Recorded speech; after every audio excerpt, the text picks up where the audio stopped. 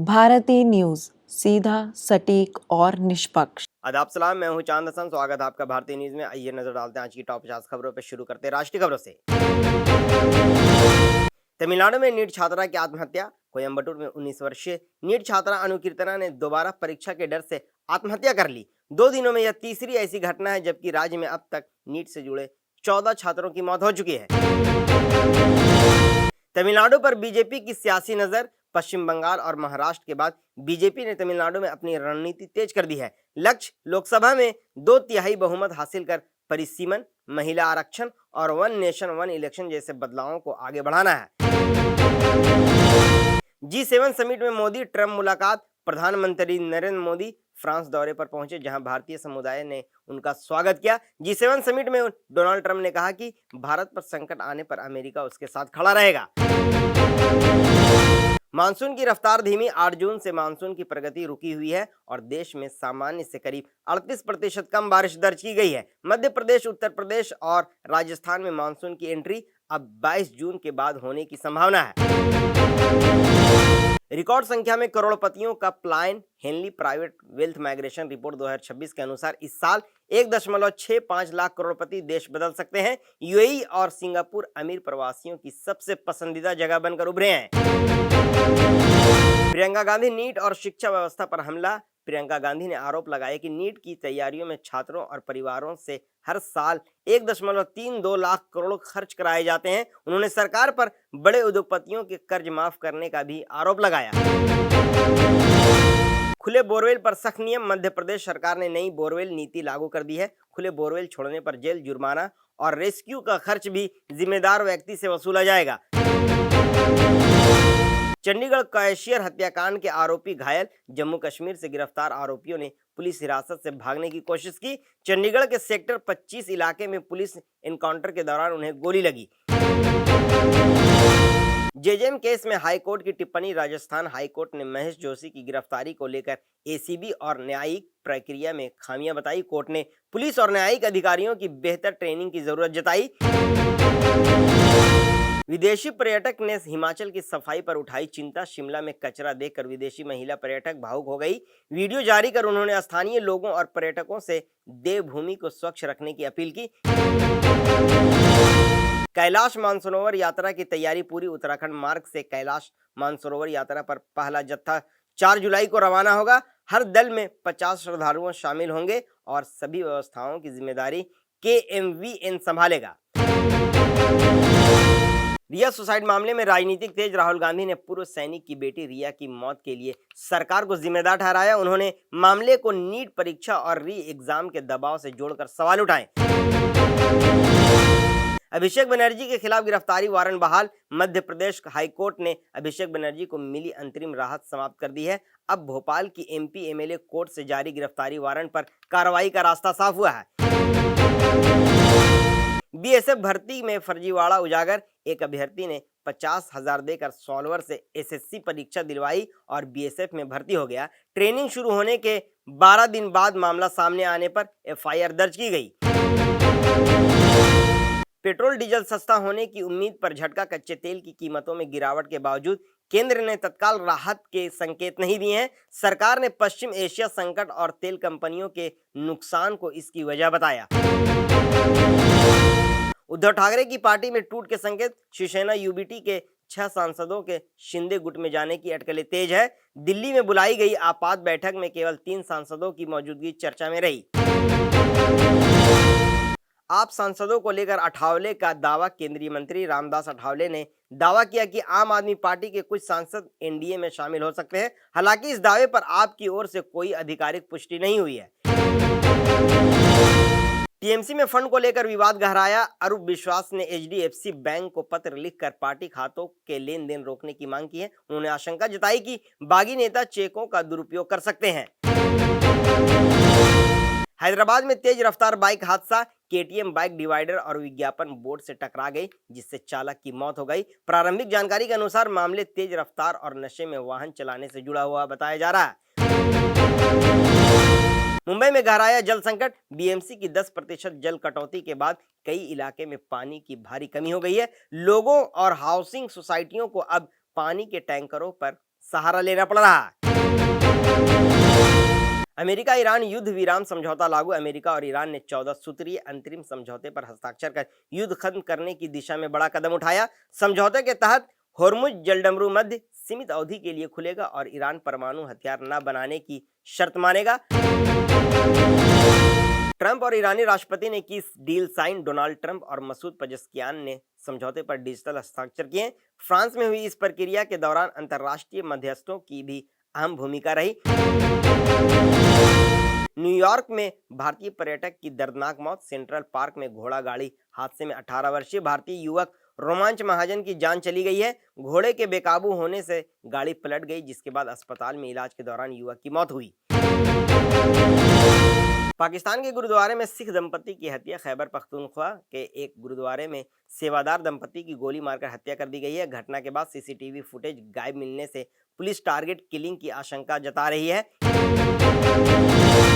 Ukraine का रूस पर सबसे बड़ा ड्रोन हमला। यूक्रेन ने मॉस्को पर अब तक का सबसे बड़ा ड्रोन हमला किया है, जिससे सुरक्षा अलर्ट बढ़ गया है। हमले के बाद मॉस्को के सभी प्रमुख एयरपोर्ट अस्थायी रूप से बंद कर दिए गए हैं। चीन पर निर्भरता घटाने की G7 की तैयारी। G7 देशों ने क्रिटिकल मिनरल्स की सप्लाई चेन को मजबूत करने के लिए रणनीति बनाई है। चीन नेपाल की बढ़ती नजदीकियों से क्षेत्रीय हलचल। नेपाल और चीन तिब्बत से काठमांडू तक कनेक्टिविटी परियोजनाओं को तेजी देने का काम कर रहे हैं। चीन इसे बेल्ट एंड रोड इनिशिएटिव का हिस्सा मान रहा है, जिससे दक्षिण एशिया की भू राजनीति पर असर पड़ सकता है। अमेरिका ईरान डील में नौसैनिक रास्तों पर सहमति। समझौतों के बाद क्षेत्र में समुद्री आवाजाही सामान्य करने की प्रक्रिया शुरू होने की बात कही गई है। पाकिस्तान प्रधानमंत्री शहबाज शरीफ ने दावा किया कि दोनों पक्षों ने समझौते को मंजूरी दे दी है। ईरान को तेल निर्यात में मिलेगी राहत। 14 सूत्रीय समझौतों के तहत ईरान को तेल निर्यात की अनुमति और आर्थिक राहत मिलने की संभावना जताई गई है। बदले में ईरान को परमाणु कार्यक्रम को लेकर तय शर्तों का पालन करना होगा। अमेरिका ईरान समझौते में कतर की अहम भूमिका। रिपोर्ट्स के अनुसार कतर ने दोनों देशों के बीच मध्यस्थता कर समझौते को अंतिम रूप दिलाने में महत्वपूर्ण भूमिका निभाई। कतर के प्रतिनिधियों ने तेहरान में लंबी बातचीत के बाद सहमति बनाने में योगदान दिया। कांगो ने पुर्तगाल को ड्रॉ पर रोका। फुटबॉल वर्ल्ड कप में 23वीं रैंकिंग वाली कांगो ने पुर्तगाल को 1-1 से रोककर बड़ा उलटफेर किया है। कांगो ने टूर्नामेंट का पहला गोल दागा, जबकि क्रिस्टियानो रोनाल्डो गोल करने में नाकाम रहे। आईपीएल 2027 एक हफ्ते पहले शुरू होगा। बीसीसीआई ने बढ़ती गर्मी और प्री मानसून बारिश को देखते हुए आईपीएल की तारीखें आगे बढ़ाने का फैसला किया है। अगला सीजन 10 मार्च से 15 मई के बीच हो सकता है, लेकिन मैचों की संख्या नहीं बढ़ेगी। भारत ने वनडे में बनाया ऐतिहासिक रिकॉर्ड। भारत ने अफगानिस्तान के खिलाफ 402 रन बनाकर वनडे इतिहास में 400 प्लस स्कोर पर ऑल आउट होने वाली पहली टीम बनी। शुभमन गिल और ईशान किशन ने शतक लगाए, जबकि श्रेयस अय्यर ने सबसे तेज 3000 ओडीआई रन बनाने वाले भारत के दूसरे खिलाड़ी बने। मंदाना ने टी20 क्रिकेट में रचा इतिहास। स्मृति मंदाना ने टी20 इंटरनेशनल में 600 चौके लगाने वाली दुनिया की पहली बल्लेबाज बनी। भारत ने महिला टी20 वर्ल्ड कप में नीदरलैंड को 95 रन से हराकर बड़ी जीत दर्ज की। इंग्लैंड के खिलाफ न्यूजीलैंड की संभली पारी। ओवल टेस्ट के पहले दिन न्यूजीलैंड ने 7 विकेट पर 263 रन बनाए। टॉम ब्लेंडेल ने अर्धशतक लगाया, जबकि ग्लेन फिलिप्स 49 रन बनाकर नाबाद लौटे। ऑस्ट्रेलियाई स्पिनरों का टी20 में कमाल। ऑस्ट्रेलिया के स्पिन गेंदबाजों ने पहली बार टी20 में 9 विकेट लेकर रिकॉर्ड बनाया। कंगारू टीम ने बांग्लादेश को 4 विकेट से हराकर सीरीज में शानदार शुरुआत की।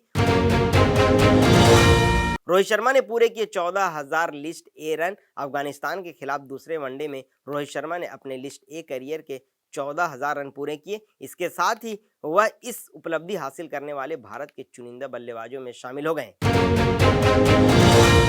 साउथ अफ्रीका महिला टीम की पहली जीत। महिला टी20 वर्ल्ड कप में साउथ अफ्रीका ने पाकिस्तान को 2 विकेट से हराया। फातिमा सना की अर्धशतकीय पारी के बावजूद पाकिस्तान को दूसरी हार का सामना करना पड़ा। निखिल चौधरी ने किया ऑस्ट्रेलिया के लिए डेब्यू। दिल्ली में जन्मे निखिल चौधरी ने बांग्लादेश के खिलाफ ऑस्ट्रेलिया के लिए अंतर्राष्ट्रीय डेब्यू किया। उन्होंने पंजाब के लिए घरेलू क्रिकेट खेला था और अब कंगारू टीम का हिस्सा बने हैं।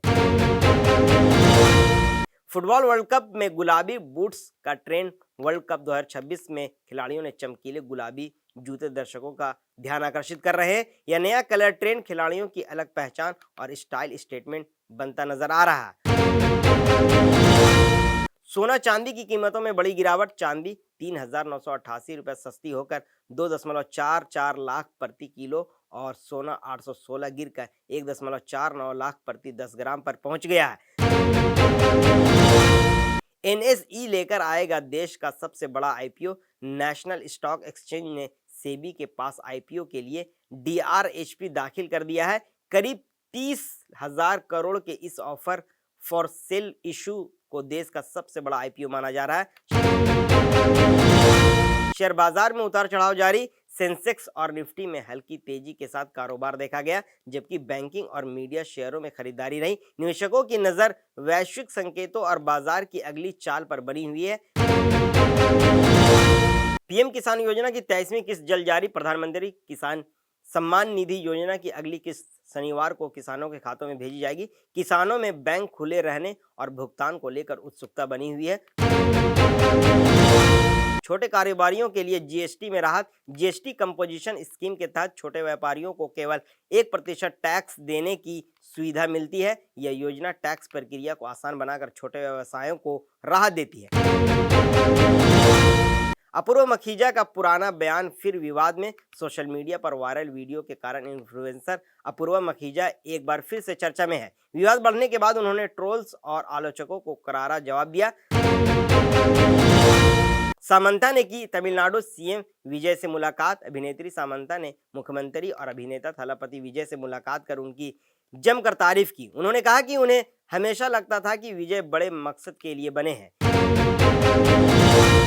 बीमार फैन से मिलकर भावुक हुए पवन कल्याण। आंध्र प्रदेश के उप मुख्यमंत्री पवन कल्याण ने बीमार बच्चे से मुलाकात कर आर्थिक मदद भी की।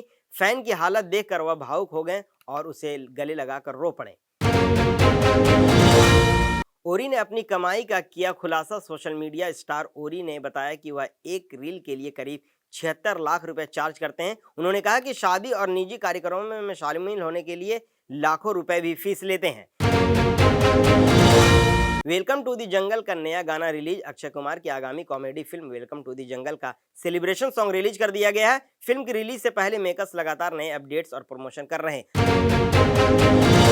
आज की बुलेटिन में इतना ही। हमें दीजिए इजाजत और हमारे चैनल को लाइक शेयर सब्सक्राइब करना ना भूलें। धन्यवाद।